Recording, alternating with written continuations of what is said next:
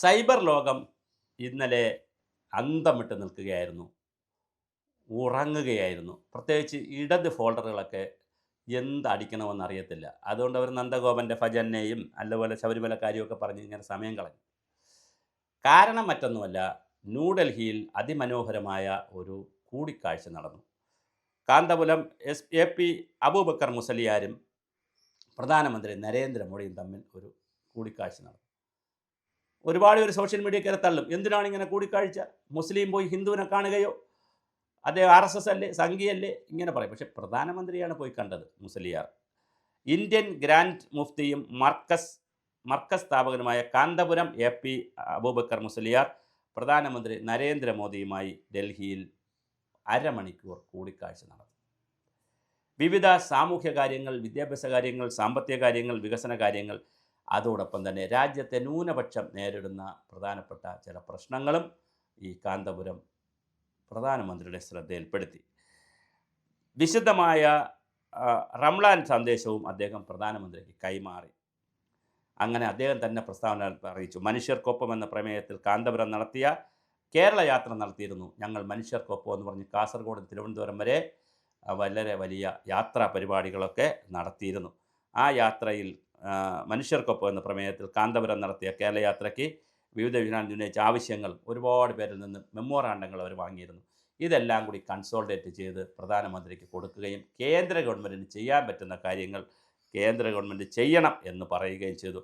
Maulana Azad national fellowship, ന്യൂനപക്ഷ വിദ്യാഭ്യാസ പദ്ധതികൾ പുനഃസ്ഥാപിക്കണമെന്നും വഖഫ് ബോർഡിൻ്റെ പ്രശ്നങ്ങൾ, SIRമായി ബന്ധപ്പെട്ട പ്രശ്നങ്ങൾ, വോട്ടേഴ്സ് ലിസ്റ്റിൻ്റെ പ്രശ്നങ്ങൾ, ഇവയെല്ലാം പരിഹരിക്കണം. അലിഗഡ് മുസ്ലിം സർവകലാശാലയുടെ മലപ്പുറം സെൻറ്ററിൻ്റെ വികസനം, ഉത്തരേന്ത്യയിലെ ഇസ്ലാമിക് സ്ഥാപനങ്ങൾ നേരിടുന്ന പ്രതിസന്ധികൾ, പുരാതന മസ്ജിദുകളുടെയും പൈതൃക സ്മാരകങ്ങളുടെയും സംരക്ഷണം തുടങ്ങി ധാരാളം കാര്യങ്ങളാണ് ചർച്ച ചെയ്തത്. അപ്പോൾ ദക്ഷിണേന്ത്യയിലെ പ്രധാന തീർത്ഥാടന കേന്ദ്രങ്ങളെ ബന്ധിപ്പിച്ചുകൊണ്ട് പുതിയ ട്രെയിൻ സർവീസ് ആരംഭിക്കണമെന്ന ആവശ്യവും അദ്ദേഹം ഉന്നയിച്ചു.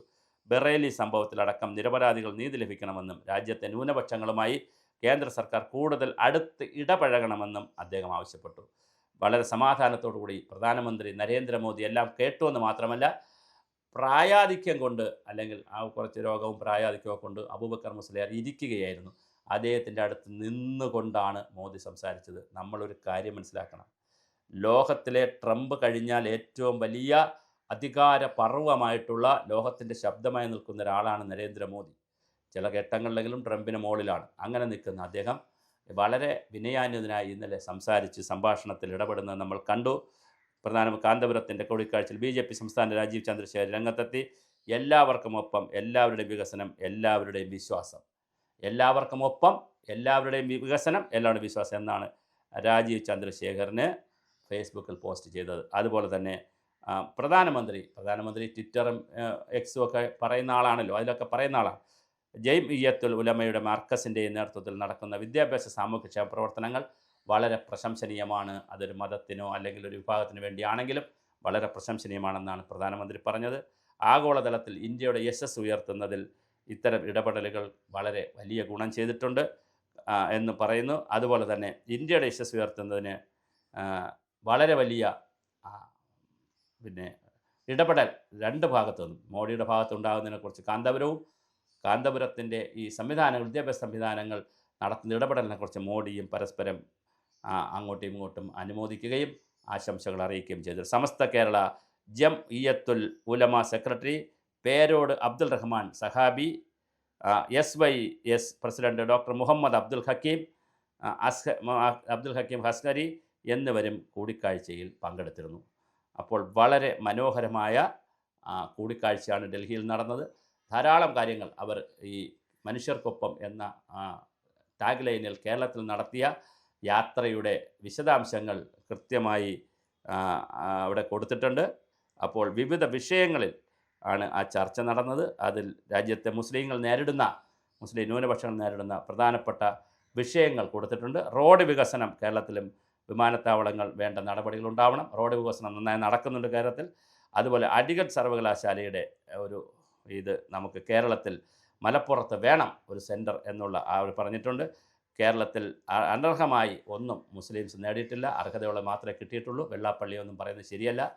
പക്ഷേ അർഹമായത് കിട്ടുമ്പോൾ തന്നെ കേന്ദ്ര ഗവൺമെൻറ് ഇന്ത്യയിലെ ന്യൂനപക്ഷത്തിനുണ്ടാകുന്ന ആശങ്കകളും പ്രശ്നങ്ങളും പരിഹരിക്കണമെന്നും അത് കേരളത്തിലെ ന്യൂനപക്ഷത്തിനും അത് പരിഹരിക്കണമെന്നും അതിനുള്ള നടപടികൾ നരേന്ദ്രമോദിയുടെ ഭാഗത്തുനിന്ന് കേന്ദ്ര സർക്കാരിൻ്റെ ഭാഗത്തുനിന്ന് ചെയ്യുവാനുള്ള കാര്യങ്ങൾ ചെയ്യണമെന്നുമൊക്കെ കാന്തപുരം മുസ്ലിയാർ ഇന്നലെ അബൂബക്കർ മുസ്ലിയാർ സൂചിപ്പിച്ചു. അതുപോലെ തന്നെ പ്രധാനപ്പെട്ട തീർത്ഥാടന കേന്ദ്രങ്ങളെ ബന്ധിപ്പിച്ചുകൊണ്ടുള്ള ട്രെയിൻ സർവീസ് ആരംഭിക്കണമെന്ന് പറഞ്ഞു. പിന്നെ വിദ്യാഭ്യാസ സ്ഥാപനങ്ങൾക്ക് മർക്കസ് അടക്കമുള്ള വിദ്യാഭ്യാസ സ്ഥാപനങ്ങൾക്ക് ആവശ്യമായ സഹായം തരണമെന്ന് പറഞ്ഞു. അങ്ങനെ ഓരോ അലിഗഡ് മുസ്ലിം സർവകലാശാലയുടെ സെൻറ്റർ മലപ്പുറത്ത് ആരംഭിക്കണമെന്ന് പറഞ്ഞു യൂണിവേഴ്സിറ്റിയുടെ. അങ്ങനെ ഓരോ കാര്യങ്ങൾ, വളരെ വ്യത്യസ്തമായ കാര്യങ്ങൾ, ആ ന്യൂനപക്ഷ മതം അല്ലെങ്കിൽ ന്യൂനപക്ഷ സമുദായം നേരിടുന്ന വ്യത്യസ്തങ്ങളായ വിഷയങ്ങൾ രാജ്യത്തിൻ്റെ പ്രധാനമന്ത്രിയുടെ മുന്നിൽ അവതരിപ്പിച്ചു. അവർ തമ്മിൽ ചർച്ച ചെയ്തു. അത് വളരെ മനോഹരമായ ഒരു ചർച്ചയാണ് നടന്നത്.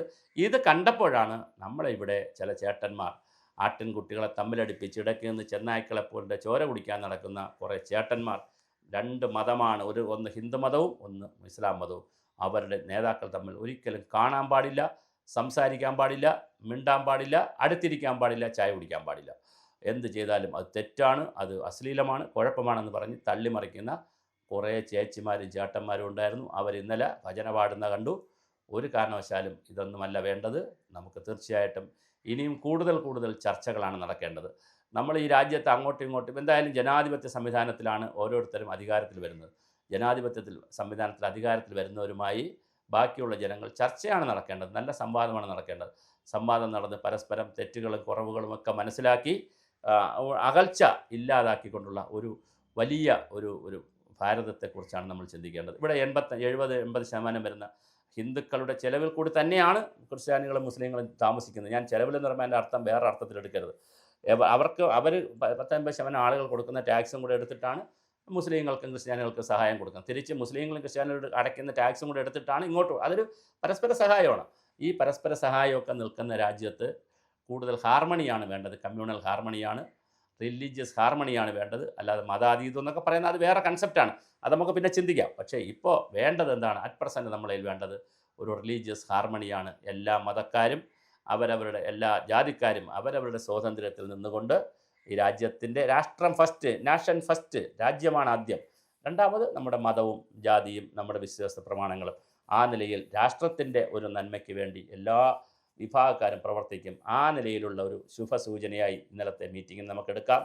ഇത് കണ്ടിട്ട് ആർക്കും വേദനയും സങ്കടവും ഒന്നും ഉണ്ടാകാതിരിക്കട്ടെ. കുത്തിത്തിരിപ്പുകാർ വെറുതെ ഇരുന്ന് കുത്തിത്തിരിച്ചുകൊണ്ടേയിരിക്കുക.